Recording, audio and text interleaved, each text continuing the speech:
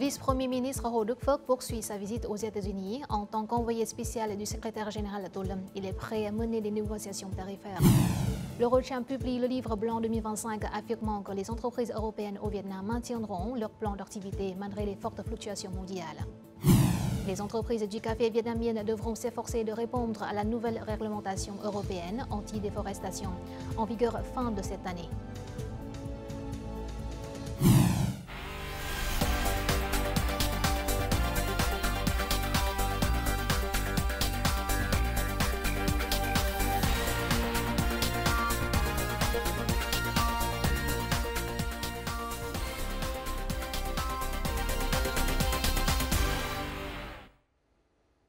Mesdames, Messieurs, bonjour. Bienvenue au journal francophone. Le secrétaire général du Parti communiste et président chinois Xi Jinping effectuera une visite d'État au Vietnam les 14 et 15 avril prochains.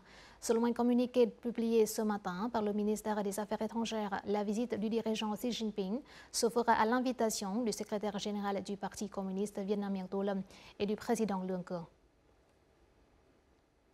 Poursuivant sa visite aux États-Unis en tant qu'envoyé spécial du secrétaire général Tô-Lâm, le vice-premier ministre Ho Duc Phuc a eu des rencontres avec le ministre des Finances Scott Bessent et le ministre du Commerce Howard Lutnick. Ho Duc Phuc a affirmé que le Vietnam souhaitait promouvoir les relations économiques et commerciales avec les États-Unis de manière équilibrée, harmonieuse et durable. Il a affirmé que le Vietnam était prêt à négocier des accords commerciaux réciproques, y compris des accords tarifaires. Les ministres américains, de leur côté, estiment que les deux parties parviendront bientôt à des solutions appropriées, conformément aux directives de l'appel téléphonique entre le secrétaire général Tô-Lâm et le président Donald Trump. Le 4 avril, sous la direction du Premier ministre, une délégation de négociation vietnamienne a été créée ce vendredi dans le but de parvenir bientôt à un accord commercial bilatéral stable, durable et mutuellement bénéfique avec la partie américaine. La Chambre de commerce européenne au Vietnam Eurocham a publié ce vendredi le livre blanc 2025, un document fournissant des recommandations pratiques pour créer un environnement commercial plus ouvert, transparent et durable. Intitulé « Réforme administrative et double transformation, réaliser une économie verte et durable », le livre blanc 2025 donne un aperçu des enjeux qui touchent les entreprises européennes au Vietnam dans le contexte de forte mutation de l'économie mondiale. La 16e édition du livre blanc comprend 24 chapitres identifiant 5 priorités stratégiques pour améliorer l'environnement d'affaires du Vietnam, rééquilibrer la balance commerciale et attirer des projets d'investissement de haute qualité. Les recommandations d'Eurocham vont au-delà des cadres politiques et juridiques pour créer des impacts économiques tangibles. Le livre blanc est très préférable pour les entreprises européennes voulant investir au Vietnam. Malgré les fluctuations de plus en plus complexes du marché mondial, les entreprises européennes maintiendront le plan d'activité au Vietnam. C'est ce qu'a affirmé M. Bruno Jasper, président de la Chambre de commerce européenne Eurocham au Vietnam. À l'occasion de la publication du livre blanc de 2025, j'ai eu l'occasion d'avoir un entretien avec lui sur les perspectives des entreprises européennes au Vietnam, ainsi que sur les nouvelles politiques tarifaires américaines. Nous l'écoutons. Bonjour, merci d'avoir accordé votre temps. Pourriez-vous nous parler du thème du livre blanc de cette année? Quel rôle joue la réforme des procédures administratives dans le processus de double transformation? C'est un moment difficile où le tarif est devenu un mot-clé. Je crois que nous devrions être plus conscients de ce qui est vraiment important. Il s'agit de créer une base pour que les entreprises puissent se développer de manière durable au Vietnam, avec des réglementations simples, transparentes et uniformément applicables. Le livre blanc de cette année n'est pas simplement un ensemble de recommandations générales, mais se concentre sur les priorités stratégiques, à savoir la politique des visas, les procédures d'immigration, le permis de travail, le remboursement de la TVA et les procédures douanières. En moins de 10 jours, l'administration de Trump a continuellement annoncé de nouveaux tarifs affectant plus de 90 pays à travers le monde, dont le Vietnam. Comment cela affectera-t-il les opérations des entreprises européennes au Vietnam?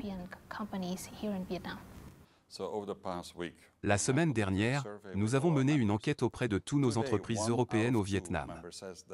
Les résultats ont montré que même dans le pire des cas où le Vietnam serait soumis à un tarif américain de 46%, seulement 25% ont pris des mesures liées à la réduction des coûts, à la révision de la main-d'œuvre ou aux heures supplémentaires. En particulier, 50% des membres estiment que les augmentations d'impôts ne les affecteront pas vraiment. Je crois que les impacts directs tels que les fermetures d'usines ou les suppressions d'emplois sont relativement faibles. En attendant les résultats des négociations, l'application de nouveaux tarifs sera retardée de 90 jours. Comment la communauté d'affaires européenne au Vietnam a-t-elle préparé des solutions à court et à long terme pour y faire face?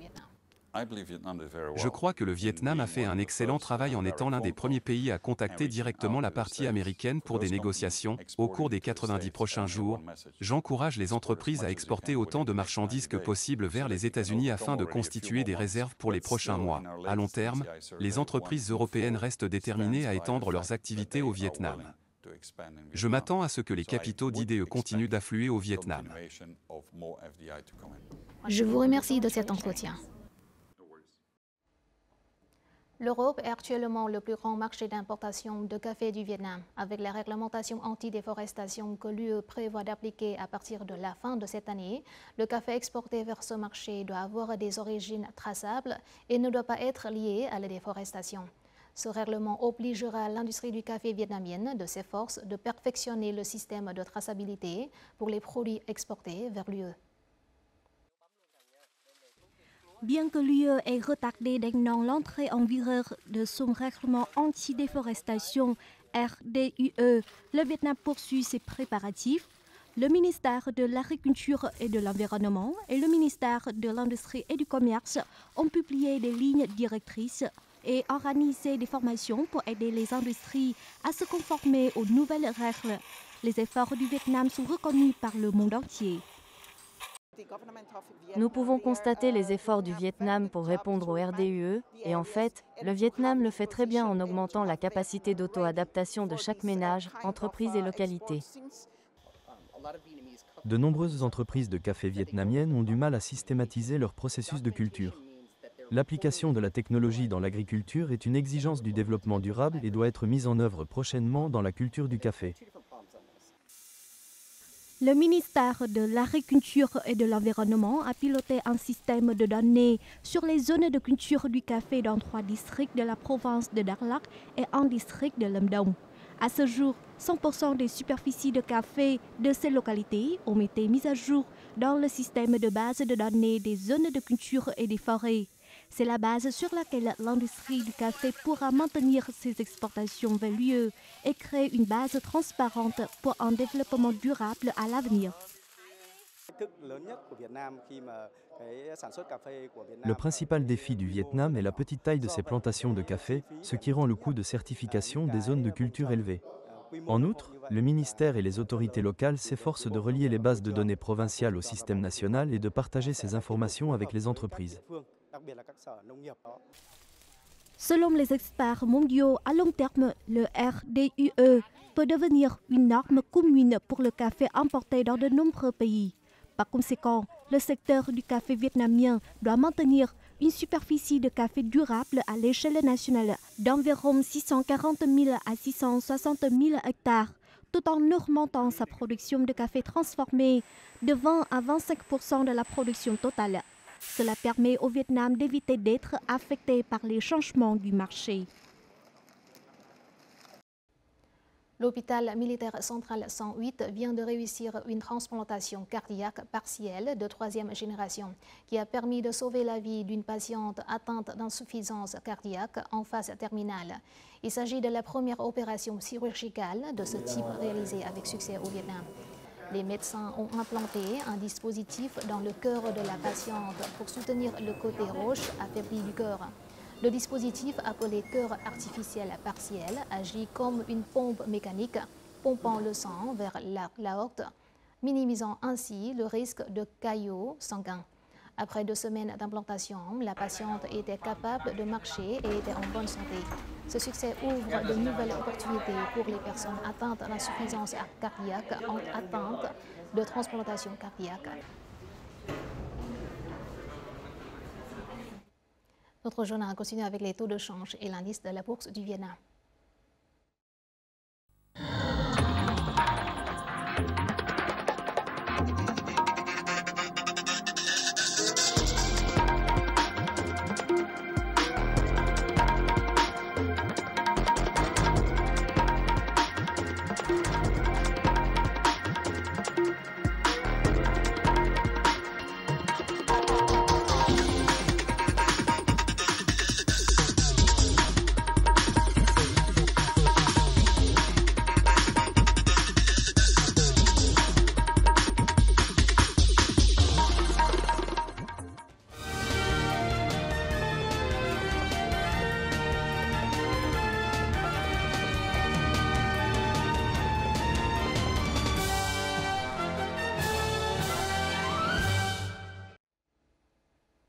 Découvrons tout de suite le condensé des faits marquants de la semaine écoulée.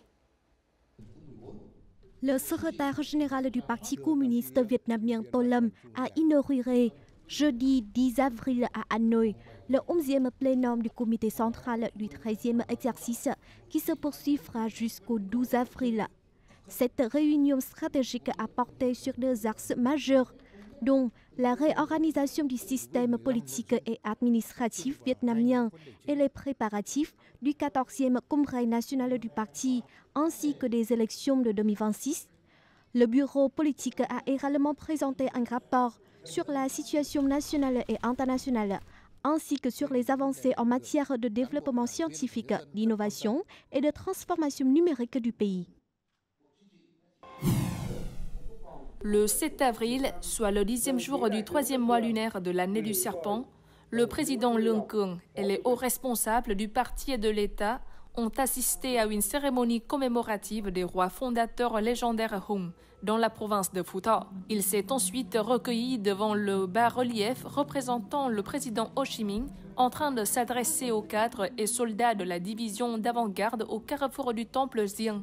La fête des rois Hung revêt une signification profonde pour le peuple vietnamien.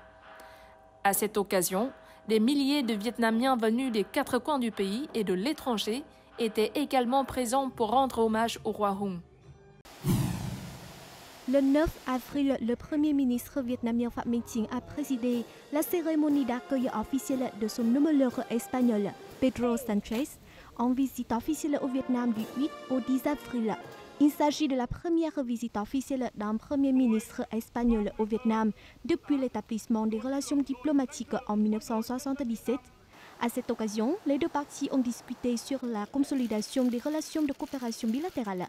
Elles ont convenu de mettre en œuvre efficacement l'accord de libre-échange Vietnam-UE, EVFTA, et le protocole nouvellement signé sur la coopération financière bilatérale dans le but de porter le commerce bilatéral à 8 milliards de dollars dans l'avenir. Après l'entretien, les deux premiers ministres ont assisté à la cérémonie de remise de plusieurs documents de coopération. Le président de l'Assemblée nationale du Vietnam, Trần Thanh Mẫn, a effectué du 5 au 8 avril une visite officielle en Ouzbékistan pour participer à la 150e Assemblée de l'Union interparlementaire UIP 150. Lors de sa visite, il a rencontré les hauts dirigeants ouzbeks. Les deux parties ont décidé de dynamiser les coopérations bilatérales et de faciliter la promotion de l'investissement et du commerce en faveur des entreprises. À cette occasion, Trần Thanh Mẫn a tenu des rencontres bilatérales fructueuses avec le secrétaire général de l'UIP, Martin Chungong. Ils ont discuté du renforcement de la coopération entre le Vietnam et l'UIP et ses parlements membres, ainsi que l'accroissement du rôle des parlements dans l'élargissement et l'approfondissement de la coopération multisectorielle. Le président américain Donald Trump a annoncé une suspension de 90 jours des droits de douane réciproques pour plus de 75 pays et territoires actuellement engagés dans des négociations commerciales avec les États-Unis, dont le Vietnam, bien que les droits de douane de 10% en guise de représailles soient maintenus. Dans le cadre de sa visite aux États-Unis, en tant qu'envoyé spécial du secrétaire général Tô Lâm pour discuter des questions économiques et commerciales bilatérales, le vice-premier ministre Hồ Đức Phước a rencontré le 9 avril à Washington le représentant américain au commerce Jamieson Greer. Les deux parties ont convenu de lancer des négociations sur un accord commercial réciproque. Hồ Đức Phước a exhorté les deux parties à accélérer les discussions pour parvenir rapidement à un accord, contribuant ainsi à la construction d'une relation bilatérale stable et à long terme. Du 7 au 9 avril, le vice-premier ministre Nguyễn Chí Dũng a participé au 14e congrès annuel de l'investissement aux Émirats arabes unis. Cet événement attire plus de 20 000 participants venus de plus de 100 pays. Après la cérémonie d'ouverture, Nguyễn Chí Dũng a prononcé un discours sur l'attraction des investissements directs étrangers à l'ère de la transformation numérique et du développement durable. Il a affirmé que le gouvernement vietnamien s'engageait à créer des conditions favorables et à accompagner les investisseurs internationaux, notamment les Émirats arabes unis.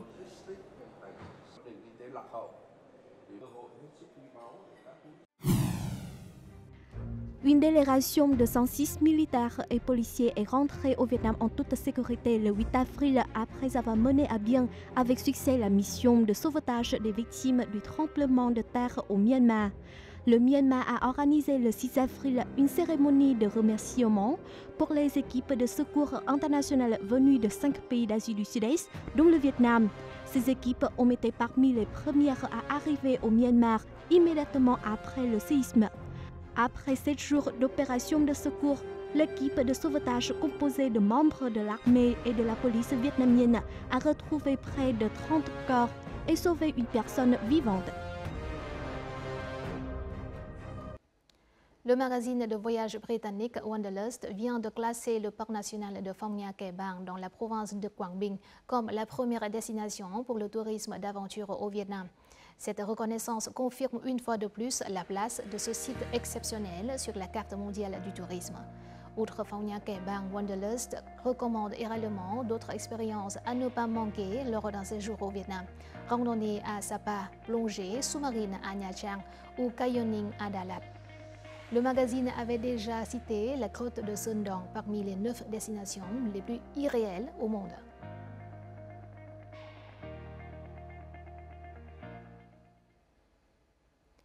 Après une longue période de stagnation, le nombre de touristes russes choisissant le Vietnam comme destination de vacances a commencé à augmenter ces derniers mois.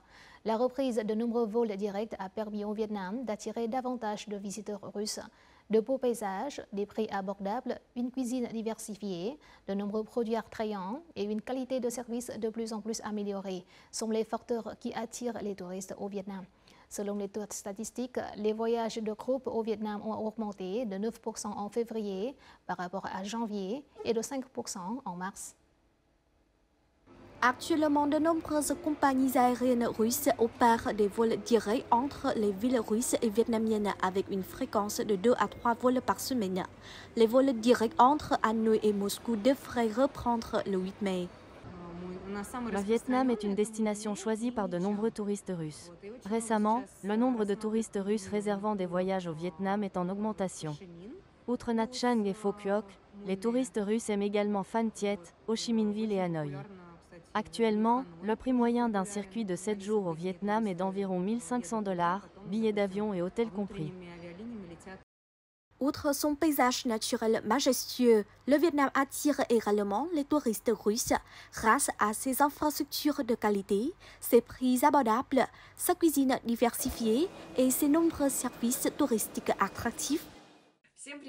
J'ai visité le Vietnam 2 fois. Je suis très impressionnée par la beauté naturelle, les belles plages et la cuisine délicieuse. Je reviendrai certainement au Vietnam car c'est une destination idéale pour voyager. La publicité joue également un rôle important dans la décision des Russes de choisir une destination touristique. J'ai entendu dire que le Vietnam possède de belles plages, des gens sympathiques et hospitaliers, une nourriture délicieuse et bon marché. J'espère avoir l'occasion de visiter le Vietnam bientôt. Le Vietnam a de nombreuses opportunités pour attirer un grand nombre de touristes russes. Le pays doit moderniser ses infrastructures, améliorer ses services et diversifier ses produits touristiques pour attirer davantage de touristes étrangers, notamment russes.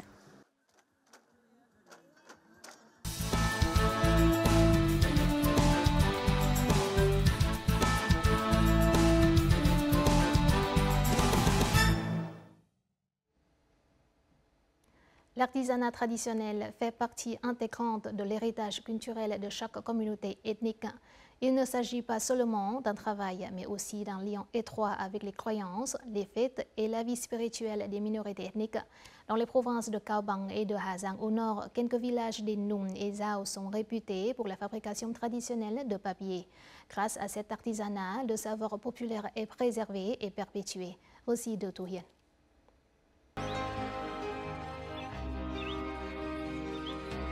Nous voici dans la commune de Trường Hà, district de Hà Quảng, province de Cao Bằng. La plupart de la population sont issus de l'ethnie Nung. La fabrication du papier n'est pas seulement un métier traditionnel, mais aussi la fierté des habitants. Après chaque récolte, les femmes s'affairent à fabriquer du papier afin de préserver un élément culturel unique qui existe depuis de nombreuses générations.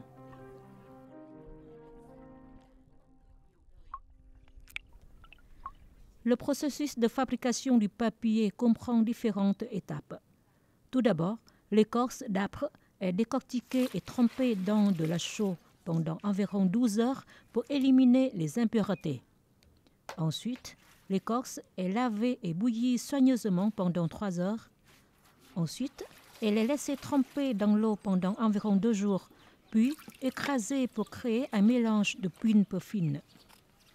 L'étape finale consiste à mettre la pulpe dans le réservoir d'eau, à bien mélanger pour créer une consistance épaisse, prête pour le couchage du papier.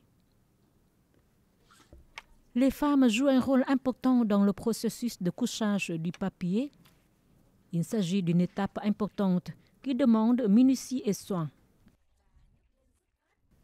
Les femmes Nung utilisent un moule en bois trempé dans un réservoir d'eau, le secouent bien et le soulèvent fermement afin que l'eau du papier soit uniformément répartie sur la surface du moule, créant ainsi des feuilles de papier humides.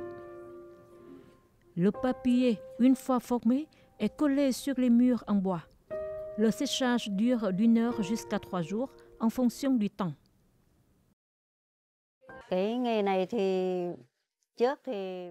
Mon père et ma mère font ce métier depuis longtemps. C'est pourquoi ils m'ont appris à faire ce métier. Je fais ce métier depuis longtemps. Cela fait environ 3 à 40 ans maintenant. Les Nung ou les Taï utilisent ce papier pour les funérailles ou les jours fériés. C'est comme le papier volant des Qing.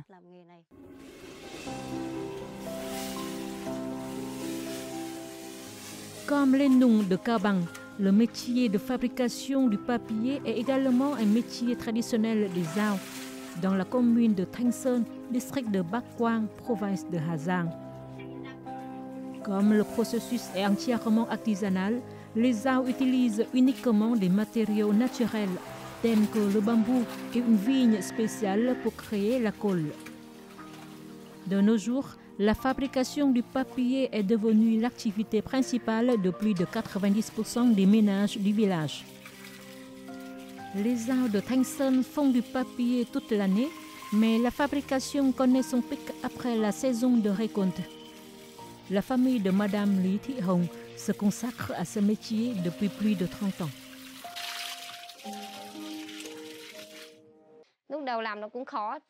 J'ai commencé à apprendre ce métier quand j'avais 14 à 15 ans. Au début, c'était difficile, mais après un certain temps, j'ai accumulé de l'expérience pour maîtriser toutes les étapes. Les Zhao utilisent ce papier à des fins spirituelles, pour les fêtes et les cérémonies de culte. Lorsqu'on offre du riz aux ancêtres, ce papier est toujours utilisé. Mais il faut le couper en petits morceaux puis le tamponner. Sans les tampons, les ancêtres ne les accepteront pas. En plus de la préservation de leur métier traditionnel, les Zhao de Thanh Sơn s'efforcent de promouvoir et de diversifier les produits à base du papier. En même temps, ils sont en train de faire en sorte que l'artisanat local devienne une expérience touristique. Nous avons adopté une orientation pour promouvoir les produits de papier traditionnels lors des foires commerciales ou sur les médias. Mais le but principal est d'offrir aux visiteurs l'opportunité de découvrir un artisanat traditionnel et de participer aux activités de fabrication de papier des minorités locales. Bien que le temps et la vie moderne aient beaucoup changé, la fabrication du papier des Nung et des Zhao est toujours préservée. Les feuilles de papier fines mais résistantes, fabriquées par les mains habiles d'artisans minoritaires, servent de lien entre le passé et le présent. Voici tout de suite les prévisions météo dans les principales villes du Vietnam.